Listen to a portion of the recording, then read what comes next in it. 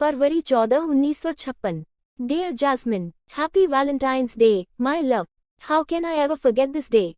I still remember how we celebrated our one and only Valentine's Day together, 2 years ago.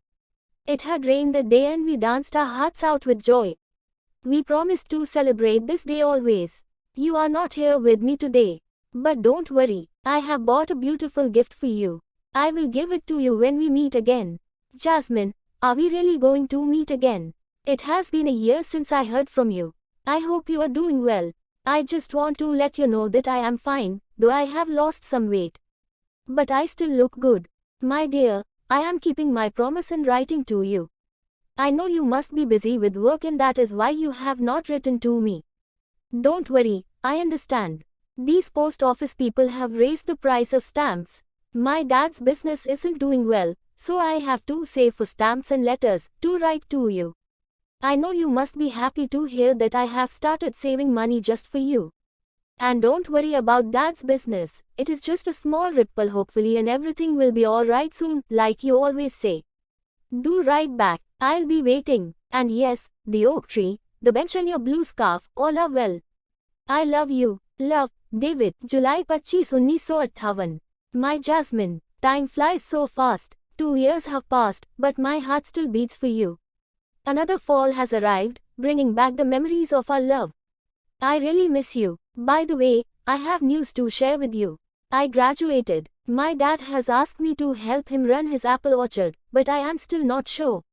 It has been 4 years since I last saw you. I just can't wait any longer. Please write back soon so that we can fix a meeting, or maybe a date. You had said I shouldn't come to your home as your mother is really strict. That is why I am writing this letter, otherwise I would have visited your home to see you by now. I remember you said we shall only be in touch through letters. I am keeping my word, Jasmine. Please write back soon. Waiting. Love you. Yours, David. December 24, 1958. Dear Jasmine, as time passes, I am losing hope. Why are you not replying to my letters? I hope you still feel the same way about me. It was my birthday yesterday. I thought you would come to see me. I waited for you at the Viceroy's Lodge, underneath the giant oak tree in its backyard where we had met for the first time. I waited for you the whole day. Then I thought you might have written a letter to me. I checked my post box, but was disappointed. I really hope you are well. Next year, I am going to the UK for further studies. I have told Dad that I want to study further. I am going to pursue a Master in Arts degree which is of 2 years, but don't worry. 2 years will pass in the blink of an eye.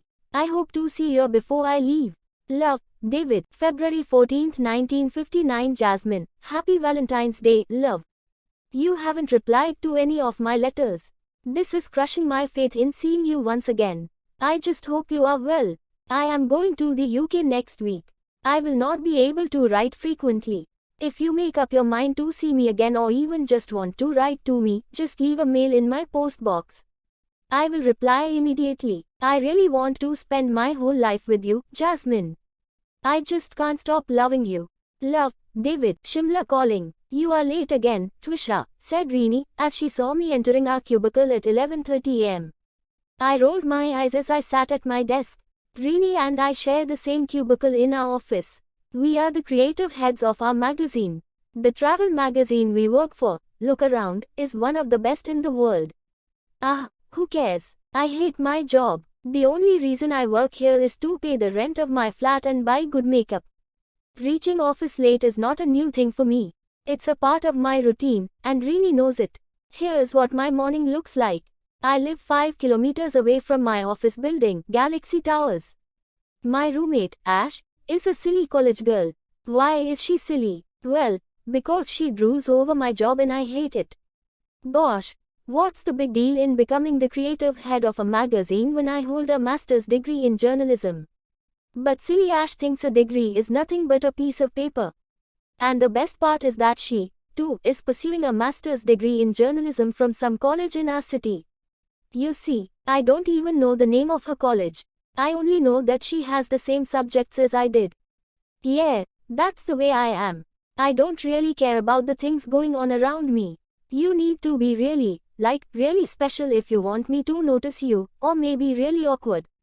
So, I was telling you about my morning routine and why I reach at the time I do. Well, I wake up at 9 a.m., leave my flat along with Ash at 9:30, start on the 5-kilometer long walk to my office, stop on the way for a cup of coffee at my favorite bistro cafe, Zomba, and reach my office at 11:30. Yep, that's how simple it is. My colleagues are often curious about why I don't come to office in my car or, better still, on my Vespa. Yes, you read that right.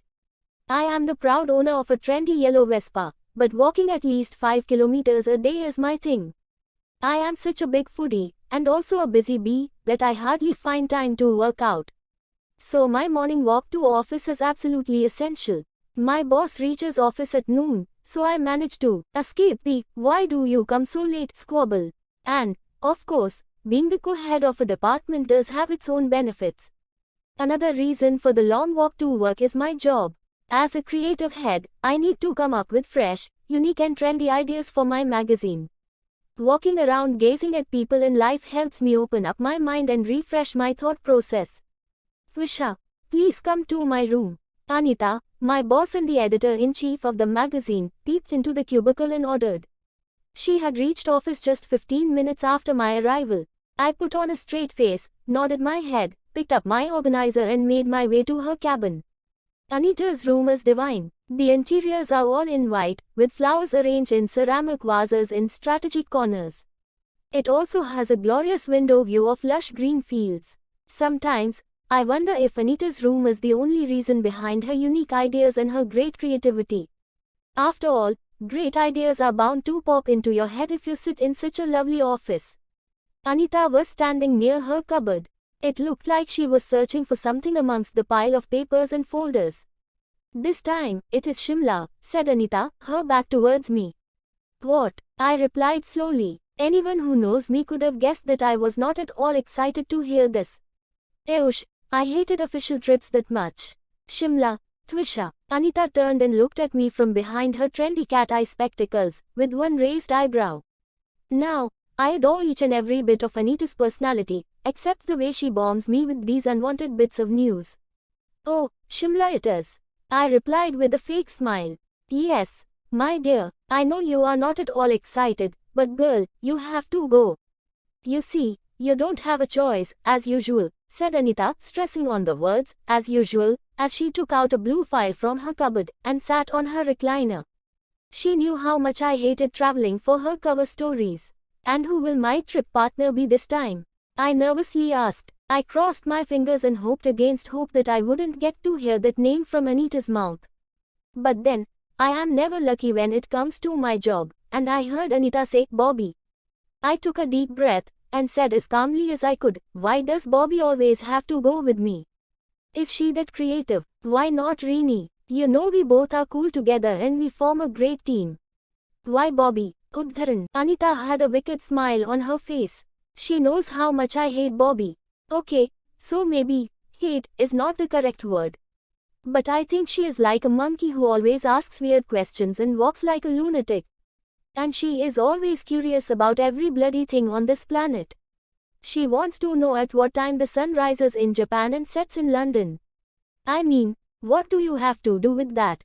But the biggest thing that annoys me about Bobby is that she adores me. Gosh, I think she wants to be me.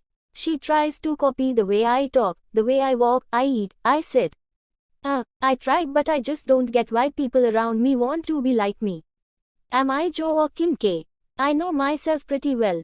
I am a blunt, geeky, and super annoyed bitch who doesn't care for anything, except for my vanity bag and collection of footwear. As I made puppy eyes at Anita, in the hope that she would change her mind, I heard an unwelcome voice. "Hey, Anita, can I come in?" It was Bobby. Her curly hair was unruly as ever and she wore big black spectacles on her pert nose. I was surrounded by spectacle-wearing girls. Even Rini wore rimless ones. I rolled my eyes as she made her entry. I had always thought she was a bit foolish. Wonder who gave her this job of assistant creative designer. "Hi, Twee. Happy to see you here," twittered Bobby, as she pushed up her glasses with one hand and held files in another. Her voice was like that of Janice from Friends. Remember Janice? Chandler's girlfriend. Imagine a girl having that voice for real. And now, imagine you get to hear that voice after every 10 minutes each day, or maybe even every 5 minutes. I gave an "oh, I am so happy to see you" sort of a lame smile to Bobby. God, I hated it when she called me Twee. Twee, really? Yeah, well, what more could I expect from her? Seems like you didn't sleep well last night, Twee, Bobby said as she winked at Anita, who still had a sly smile on her face. She could actually see me making faces, and I guess it was good entertainment for her. Bobby, I have good news for you, said Anita brightly. Oh, great, am I getting promoted or am I getting a hike? Shrieked Bobby. Neither, sweetie, but I think you'll like it better than that, replied Anita, looking towards me. I groaned internally. Oh, am I going on a trip with Twee? Asked Bobby. She had almost started jumping with joy. Bingo, replied Anita with a wide smile, as if this was the greatest piece of news. Yes, shouted Bobby with joy. And where? Shimla, I interrupted in a strong and firm voice. I was getting really annoyed with this happy, little conversation. It reminded me of Hangman, the game where every wrong answer pushed the player towards an illustrated gallows. The only difference was, in my case it was the right answers that seemed to be pushing me to the brink. Whoa, that's awesome, Bobby replied, and for how many days?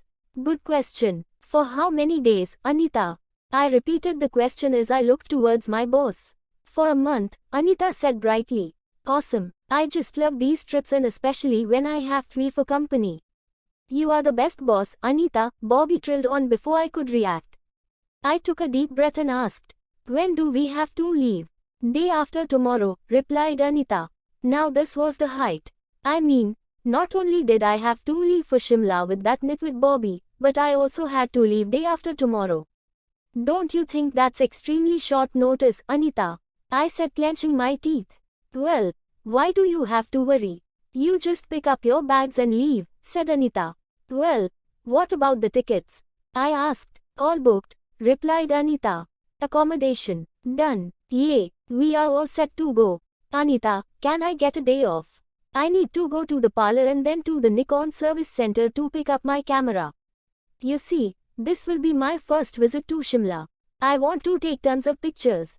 This is so exciting, interrupted Bobby again. Yeah, take the rest of the day, replied Anita. You, too, Twisha. You can both report here tomorrow at the same time. I will brief you about the project and other details. Now leave. We both nodded our heads and left Anita's cabin. Bobby was jumping with joy and telling each and every one that she was going on a vacation-like official trip with me to a very romantic place named Shimla. God help me, she is really crazy, I murmured as I entered my cubicle. Rini started shooting her questions the moment she saw me. I narrated the whole story to her. She was flabbergasted to hear that I was going to be in Shimla for a month.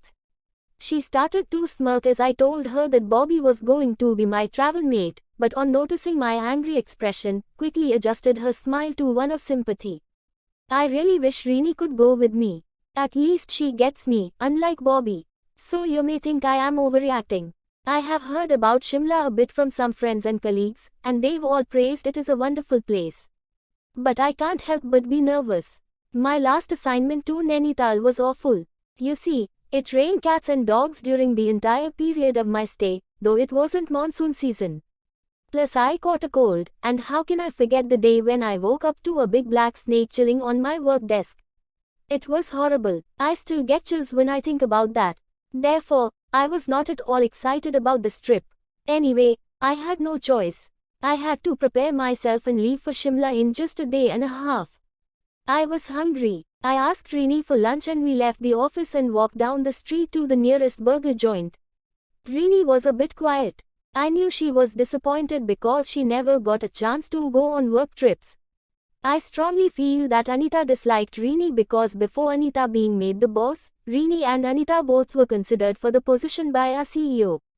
Anita had a tough time competing with Rini, and the opportunity had almost slipped from her hands. Apparently, Anita had slept with our super-rich CEO to bag that position. Who knows the truth, though? But Anita's behavior towards Rini clearly suggested that she disliked her. I hated this office politics and I would have much preferred to go with her any day, but sadly, it wasn't my decision. I wish I could join you for one of these trips, said Rini, as she bit into her McVeggie burger. I wish the same, yeah. That Bobby is so annoying. Things become really hard for me to manage, I replied, sipping my watermelon mojito. Rini is one of those souls with whom I can easily gel. She doesn't judge me, and better still, she doesn't want to be like me. In fact, she is the only one who often disagrees with me. Everyone else just says, yes ma'am, to whatever I say. Rini is more than a coworker for me. She is a friend, maybe the only friend I have. Maybe you are wrong, Twisha, Rini said, keeping her burger on the plate. Wrong about? I asked. Dude, I don't think Bobby is all that bad, Rini answered. Actually, I think you've never noticed her. She is a sweet girl. She admires you. She considers you her inspiration. She wants to be like you. The way you speak, walk, your body language, it inspires her. She finds it cool. Is that really so bad? I was silent. I had never thought about things this way. Don't judge her by the way she talks, or her fashion sense. That is just how she appears. You cannot judge people on the basis of their appearance. It is the heart inside them that matters. Right, I nodded. And you say Bobby has a kind heart. We'll find out. You have to give her a chance, at least. I will try, I replied. I wasn't sure how this was going to happen. I knew judging people on the basis of their appearance was wrong, but whenever I would hear Bobby's voice, this annoyed bitch inside me would awaken and react rudely. I hated life lessons, especially when it was a right life lesson. Okay, now let's research about Shimla. Rini quickly turned her laptop on with excitement. I really like Rini. She is kind, and someone who can see the good in everything. I am sure if one were to discuss Osama bin Laden with Rini, she would be able to come up with some really good things about him too. We searched for Shimla on the internet, and saw some really amazing pictures. By the end of our lunch, I have to say, I was looking forward to visiting the place. The next day, I reported to Anita's office. Bobby was already there and they were both waiting for me. I settled into one of the vacant recliners. Anita handed me a yellow file and said, Twisha, you are the lead in this assignment, you need to take care of everything. And of me, too, Bobby whispered into my ears and winked conspiratorially. I pointedly ignored her. This file has your air tickets, the address of the apartment you'll be staying in, the receipt of the advance payment of a month's rent, your official papers, a research booklet, the list of titles on which you need to work, and some important and hopefully useful contacts. I immediately opened the file to check the papers. You can inspect this file later. You'll have a lot of time for that, Anita stopped me. Then she took out a credit card and handed it over to me. This is yours. You can pay for your food, transportation, and other expenses with this. Don't waste money on shopping and clubbing, winked Anita as she continued, but yeah, a little bit of everything is allowed as this is a month-long assignment and you will also need to enjoy yourselves. Alright, Bobby and I both replied, yes, in unison. Oh, and another thing, you need to send a report in every 2 days. Don't forget that, it is very, very important, said Anita as she stuck a pen into the messy hair piled on her head in a bun. We nodded our agreement as we smiled. I had finally come to terms with spending a month in Shimla with Bobby as my partner. Now that all the documents were in place and I had a credit card with no limits in my hand, I felt much better about the prospect. Anything else? Anita asked in a bossy tone. No, I replied. Okay then, off you go. You girls are on an official trip for an assignment from today. Go and get ready. Be in touch, and enjoy, said Anita. We both shook hands with Anita one by one, and left her cabin. It was time to bid adieu to all our colleagues who we wouldn't be seeing for the next month. By now, only one thing was flashing inside my head. I was going to Shimla.